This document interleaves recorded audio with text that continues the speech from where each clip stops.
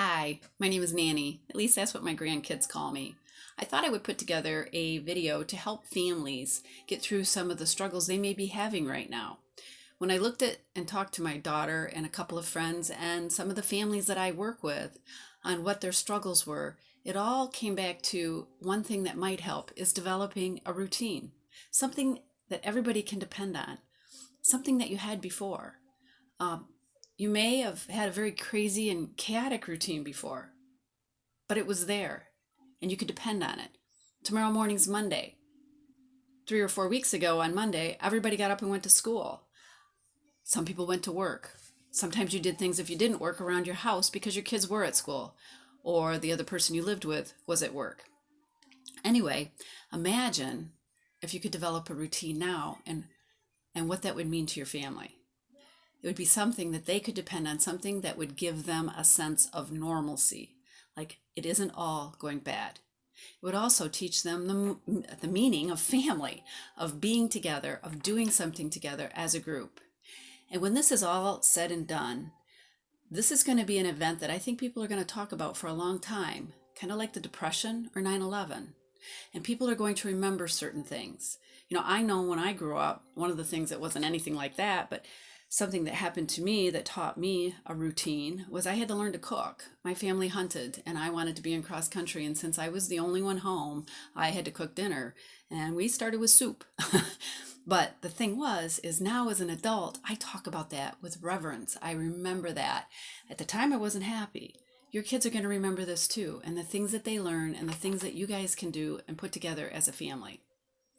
So how do you develop a routine? Well, I wrote down some notes for me to refer to.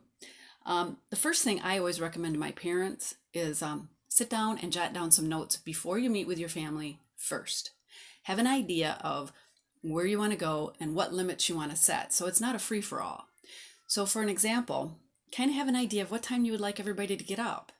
Now, it's negotiable, but at least you have a starting spot before you even sit down with the younger ones, unless they're real young, and then you can just decide.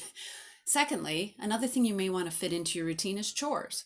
Everyone should have a chore. We are in this together. We are a family. We are all going to pitch in together, and there's plenty of chores in everybody's house for everybody to have one. So I'd make a list of all the chores first. Once you have a list of kind of a routine, which could be something like we're going to get up at this time, we're going to sit around for a little while, then we're going to have breakfast at this time. And then after breakfast, everybody's going to brush their teeth. And then after everybody brushes their teeth, they're going to have some free time. And then maybe chores are in the morning. This is going to be the chores. Everybody's going to do their chore.